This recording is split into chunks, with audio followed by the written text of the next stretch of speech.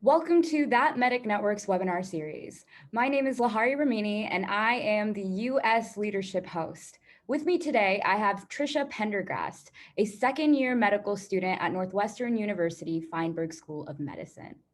So, Tricia, to begin, I want to first start with some questions about your academic background. What drove you to get into medicine? Sure. So I actually also attended Northwestern. While I was there, I was interested in a lot of things. I think I always had my eye on something in the healthcare field. My dad, before he retired, was a paramedic. So I grew up actually as he did a lot of like pre-hospital retrieval work and worked on like a helicopter-based service, which was really cool growing up with that. So when I got to Northwestern, I started on the pre-med track and then really oscillated between, do I want to go into medicine? Do I want to get a PhD in psychology? Do I want to be a physical therapist? Do I want to be an athletic trainer? So I did that for like 3.5 years. I couldn't decide. And I think what I finally settled on in terms of I had to choose something. I really wanted to do something where I would be on track to be in leadership positions. So the idea of being able to be, the leader of the healthcare team, potentially one day holding a position like a dean of something or running a department at that time was something that really appealed to me. So that is sort of why I went into medicine. I had only knocked out like 50% of my pre-health requirements at that point, however, because I couldn't choose over the 4 years. So I did have to do them over the next couple years while I was working. So after I graduated, I went to work in a research lab and then did classes at night and studied for the MCAT. Mm-hmm. So could you describe like your experience at Northwestern University Feinberg School of Medicine in the past 2 years, what you've done up to now being a second-year student? Sure. So before COVID happened, it was a very standard medical school experience. I would go to class. I did all the med school things. We had anatomy lab. We had some clinical experience. Really, when coronavirus happened, I was in the spring of my first year. So I'd been in school for about 8 months at that point. And we transitioned to being remote. So a lot of the preclinical work that you do before you actually go onto the wards can be done remotely, but it's very strange having your entire curriculum moved offline in the middle of a module. We were in our renal module, so we were studying kidneys. And at that time, I think a lot of us sort of felt this desire to help with the pandemic. It's sort of a strange position to be in, right? Because you've already, joined the medical profession. They tell us, you put on the white coat, you're part of the medical profession, but we're not able to even be in clinical spaces and even sort of practice medicine like we can third and fourth year. So there was this feeling of sort of helplessness, but also a desire to help.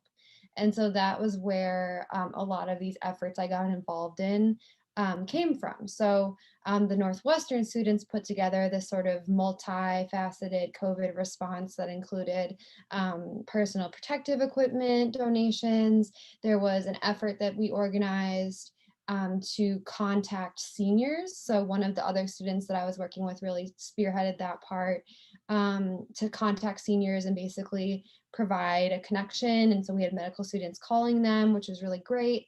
We also had a physician support network. So we had a way for physicians at Northwestern to be like, hey, I need someone to walk my dog or deliver groceries or do things like that because people were working crazy hours. So there was all of these different components. And then that sort of continued and is still continuing. All these boxes behind me are personal protective equipment. So it's still going on now.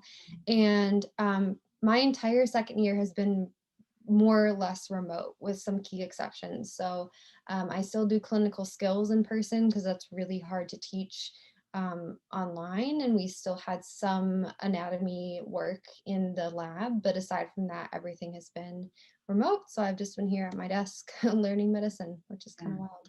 Wow, that's especially because medicine, I feel like, is a very practical profession in terms of like training and things like that. So I'm sure that was probably difficult and definitely different for you. So you said that you mentioned that you have PPE behind you. So that's crazy. Could you tell me a little bit about the movement that was started with the Chicago area schools? Yeah, I mean, I think this is a really cool story because something that we are really not so great at in medicine is collaborating with other institutions, Mhm, um, even if they're like 10 minutes away from us. I mean, where I live right now, I'm about as close to Northwestern as I am to like UIC and Rush. mhm, And then, U Chicago's a few minutes down the road, and Rosalind Franklin's a few minutes down the road the other way. So, the personal protective equipment work really grew out of um, us figuring out that there were students at other schools in Chicago doing very similar work, and we all were sort of taking the same approach. So, the first sort of approach we had to personal protective equipment donations was to reclaim it from the community, because there were people who had, random boxes of gloves or N95s. Like a lot of people who had done, home remodeling would have like a spare box, right? mhm, Or we would be calling businesses who we knew were using these items and asking them to just give them to us so we can repurpose them and bring them to healthcare workers. And mhm, so when we realized that there was a bunch of students all doing the same thing, we were like, there is no way this is going to be productive if we're all trying to do the same work in the same city if we don't pool our resources and work together. mhm, So, and that was just sort of an understanding that everybody had. We were, it was a little awkward and strange at first because we were working with people that we had never met before in our lives, trying to do something that none of us had any training doing. mhm, Um, but we made it work. And so there was, several weeks in March of last year where there was a group of us, students from Northwestern, Loyola, Rush, Rosalind Franklin, UIC, spending hours on Zoom with each other. We'd never met, and designing what became essentially a very robust strategy for contacting, every business in the city that we thought might have personal protective equipment, as well as beginning to fundraise to purchase our own and building relationships with other groups across the country doing similar work. mhm. So, and it happened really fast, which was really cool. I mean, there was a lot of momentum, there was a lot of energy. And that has sort of morphed over time to be a different, these many different ways that we've gone about providing PPE to people. So while we first reclaimed the PPE from the community, we then began fundraising and purchasing our own. We were really good at the sort of last leg logistics. So some of these larger organizations that had the financial resources didn't necessarily know what was going on the ground, but they wanted to help. And we were able to prove that we could get things where they needed to go, and distribute on behalf of these larger organizations, and also fundraising. So we were able to write grants and crowdfund and put together, what amounts to now, I think, about $60,000 of fundraised monies. Mhm. And that's on top of people, supporting our Amazon wish list. So they'll buy hand sanitizer and then send it. So very multifaceted approach. So now there's still a need for PPE. I mean, we've actually seen it ramp up in the last couple of weeks because people are getting very nervous about this new strain with good reason. Um, and it's still a group effort. So our leadership is still from multiple schools in Chicago. We have a group of drivers who are responsible for bringing our precious goods to their destinations. We have people making gowns, we have people making masks. So it's really awesome all the different ways people are sort of pitching in. And then people who are, they don't have a car, but maybe they have a couple bucks to spare, will donate to our crowd fund. They'll spread the message on social media. So it's really great. It's a very dynamic organization, and I'm very proud of what we've accomplished. That's truly amazing what you guys are doing, especially at the start of the global pandemic, where there was very much a necessity to have to have that momentum to come together. So could you describe your own role in like what did the day-to-day look like as like you were meeting with a group, and how did you put things together? Was it very much just like hustling it and asking people, or how was that?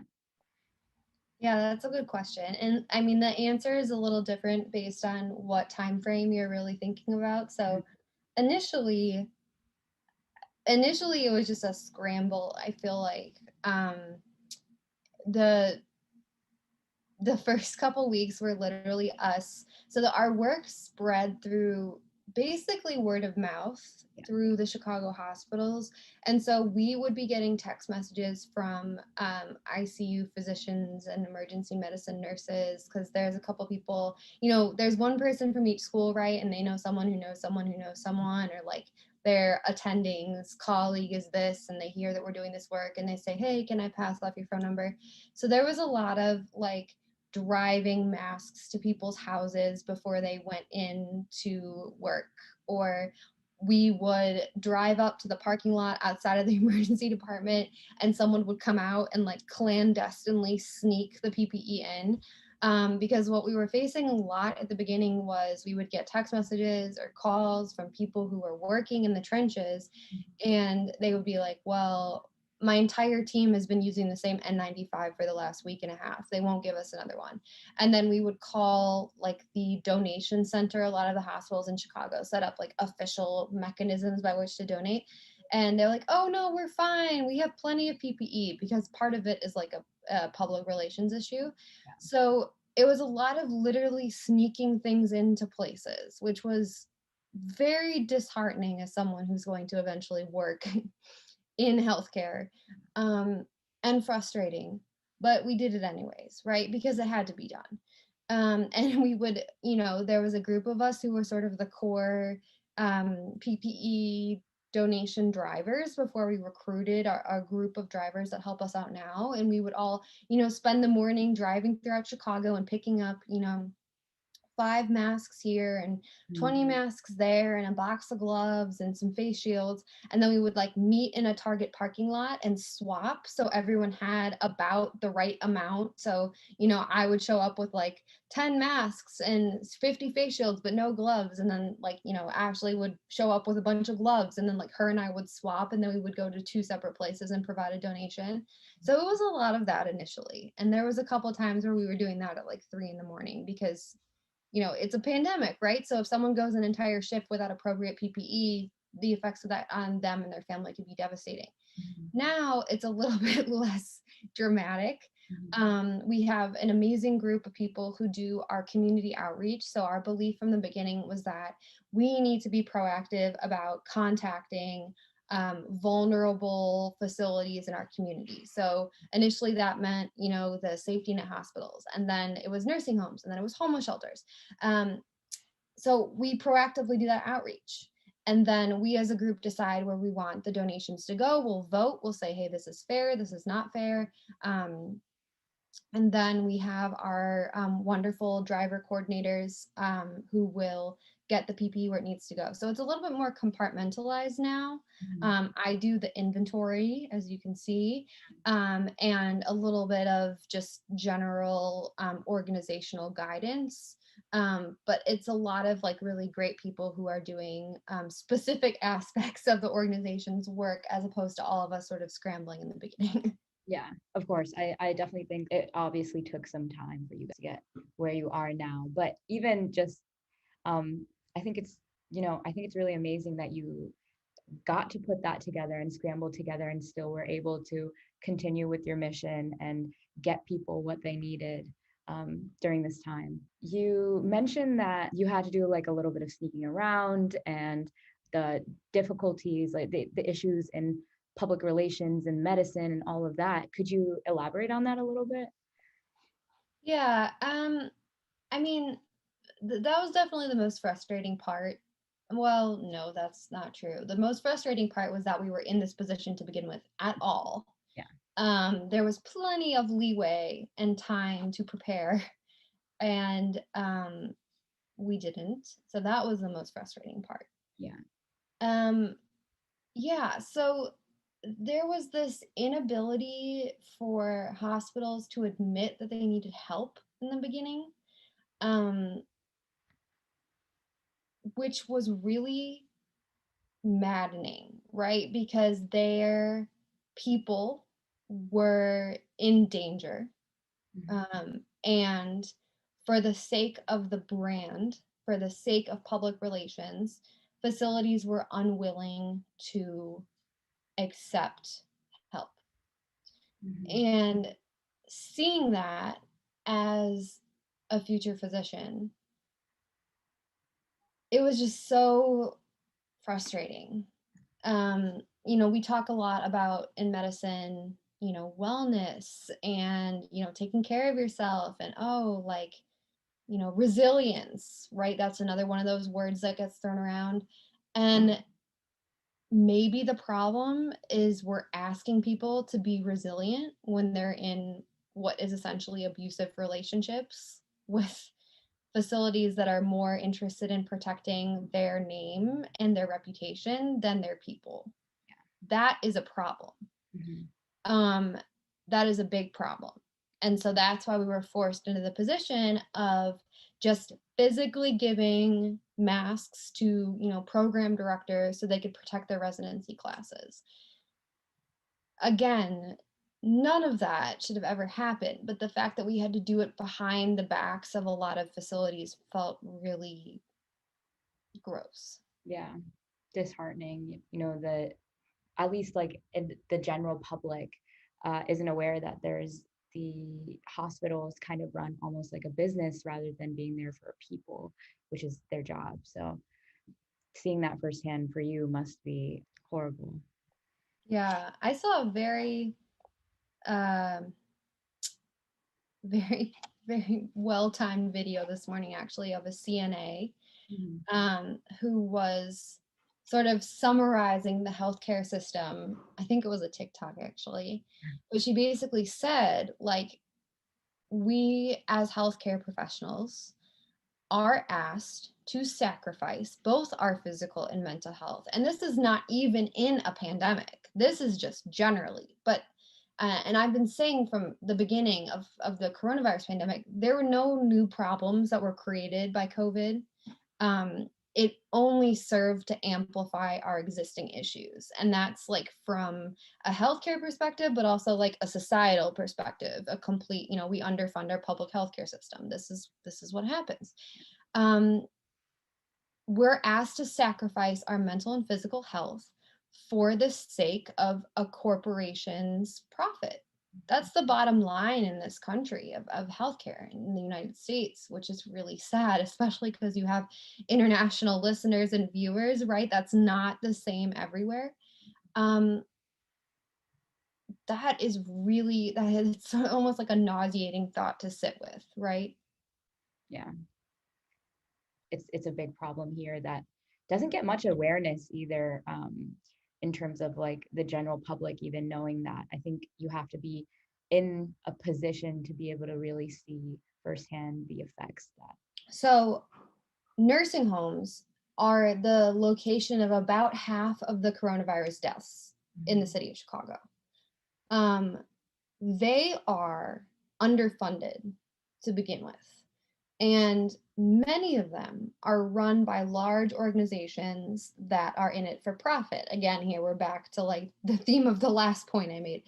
Um, so again, there's a situation where the company will say everyone has okay PPE, and then we'll call and we'll talk to like the nursing manager or the person who's in charge of their supplies, and they'll be like, oh my god, no, they only give us like 50 N95s a month. Like, please, can you help us? Right? So there's this disconnect. Yeah. The other thing that has been really obvious doing this work to many people, but to us doing this work, is that um, like labor rights and health, health insurance and leave from work, um, that those are all major public health issues. And so in nursing homes, they are predominantly staffed by people who are underemployed. So they're people working part-time. They don't have health insurance. They don't have sick leave. Statistically, they're more likely to be women of color who have never graduated from college, disproportionately on federal assistance, disproportionately um, not US citizens. Yeah. And so it's just like layers and layers and layers of just like a societal burden on these groups, right? And so then we have these people who are working in this very dangerous situation where COVID is just running rampant through the facility. And then these are the same demographics of people who are more likely to live in multi-generational homes, who go to zip codes with higher community spread. So there's just this amplification of what we so lovingly refer to in medicine as like social determinants of health, but that's really a code for like racism most of the time. Just amplification of that, right? And so like you can take all of that and at least mitigate some of the effects, at least in that person's home, by making sure they all have adequate personal protective equipment. Like we can't even begin to solve most of those problems, but if we can help people feel safe at work, go to nursing homes and feel safe at work, that is huge. So I mean, it's that theme again and again and again that we keep seeing, and why, you know, despite all of us being back in school now, we continue to do this work. Because the other part is, if we don't do this work, it's been a year. So if someone was going to come help, they would have some sort of official channel. You know, the PPE budget for homeless shelters in Chicago was $0 for this year. So if someone was going to pay money to do something official to make things happen, it would have happened by now. And so we kind of feel like we're, you know, the only one that cares sometimes, which is really, that's not great. No, it's not at all. And but what you guys are doing is really inspirational, but it is also like the bare necessity for people. And the fact that, you know, there is no government facility that takes care of this and takes care of these things is really, it's horrible. But the work you guys are doing is truly amazing. Thank you so much. Like on behalf of like the entire community, that's amazing. So I do want to ask you a little bit about your own interests. So your experiences with this personal protective equipment organization, and how is that translating into your future of some type of role in leadership, healthcare, or anything like that? Yeah, that's a really good question. I'm not sure how exactly it will inform my future career. Um, I like doing community-based work. I think, at least for me, the pandemic has highlighted how much you can get done outside of the traditional confines of working in healthcare or in an academic institution.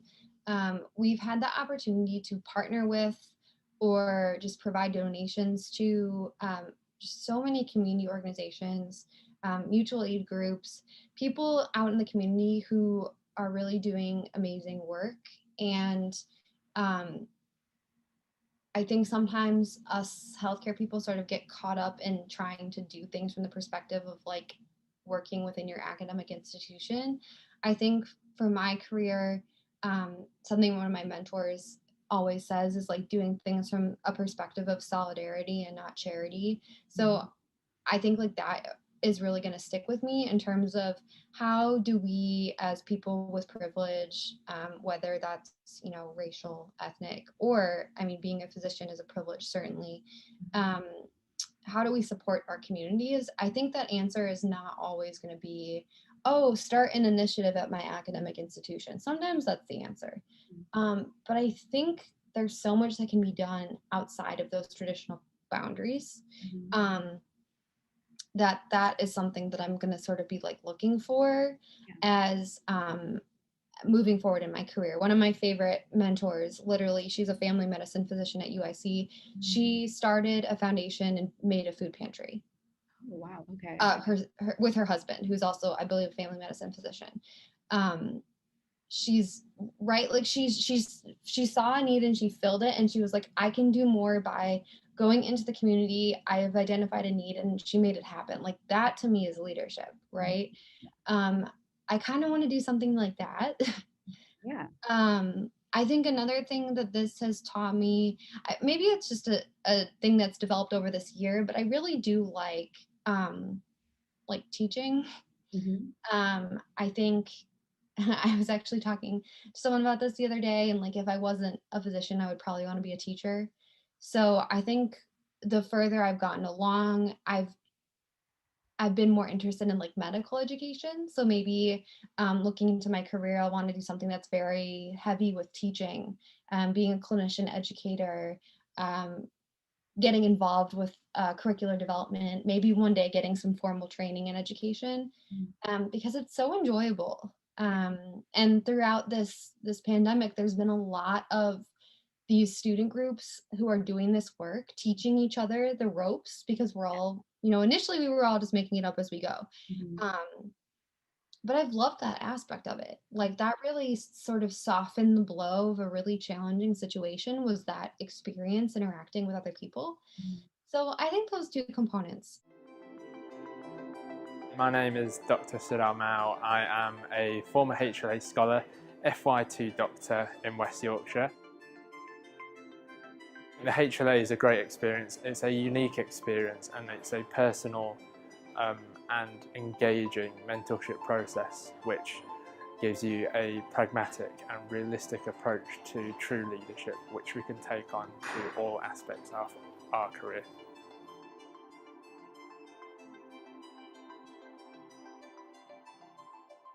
So what kind of advice do you have for students going into medicine, but also wanting to make a difference in the community in any way that they can? So I think your choice of medical school is really important if you are lucky enough to have one.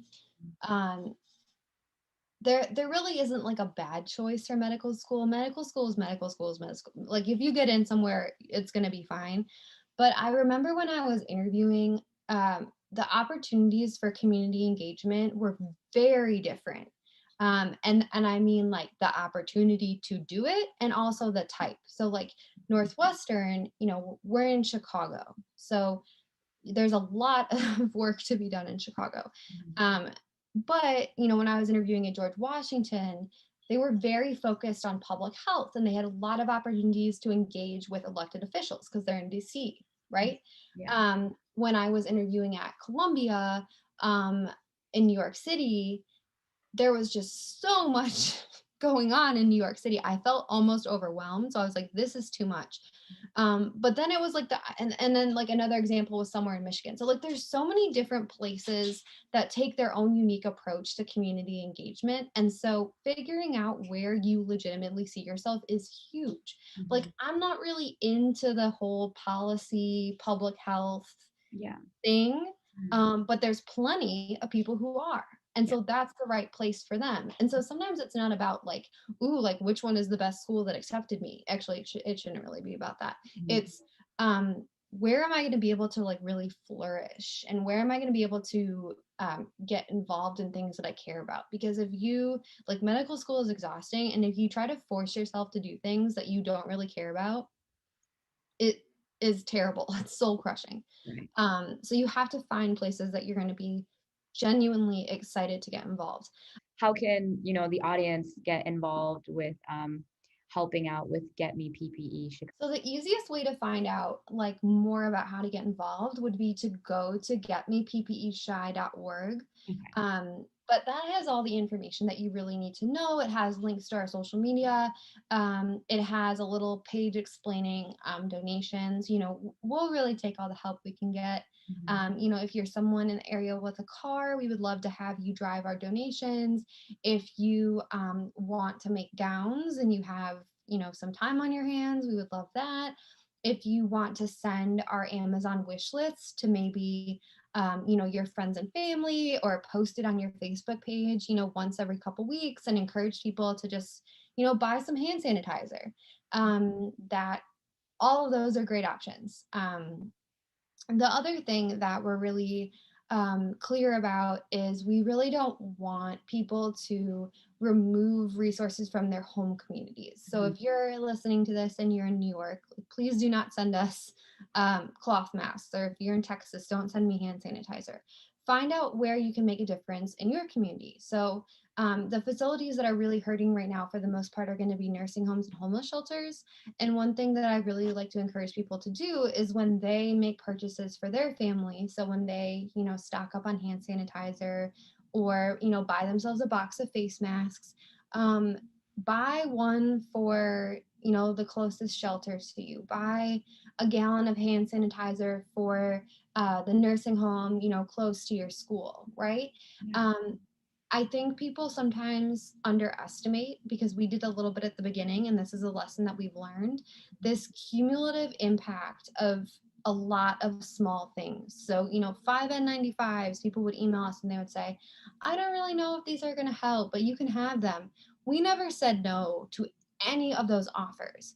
And what we would get is a bunch of people emailing us saying, well, I don't really know how much this will help, but you can have them. And then from that, we would put together a donation that was enough to cover an entire team. So the cumulative impact of a bunch of people choosing to do the right thing is so, so powerful. And I would encourage everyone not to write that off when they're thinking about how they can help their community. Okay, thank you so much for sitting with us today, talking about your experiences and everything. I'm Lahari Ramini. This has been Tricia Pendergrast, and this is That Medic Network. Make sure to like, subscribe, and leave a comment of who you would like to see on the show next. Can I start? Okay, ready?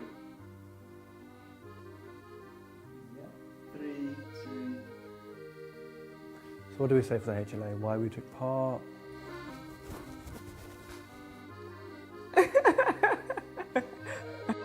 Don't move chin. It's all right, I'm just going to stop. Just when you end it. Don't look away. Yeah, That is not going anywhere. Just another day at the office.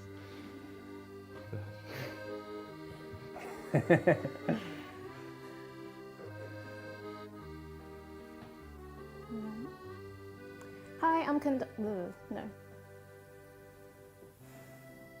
Most important thing is what I've learned from the HLA and adapting it and moving forward and making sure, I make use of it. The reason why I don't know what to say now. If I make a mistake, can I just take a pause and then start again? Yeah, I'm ready.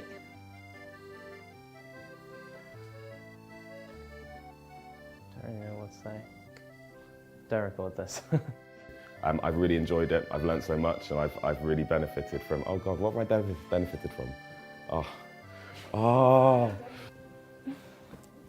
Okay. Is that it's been a fantastic. Oh no, I've lost it.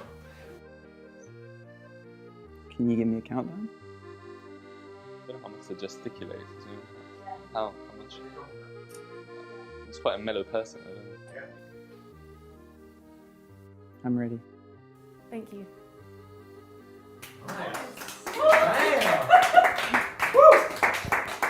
Okay, I think I'll chop and add some things.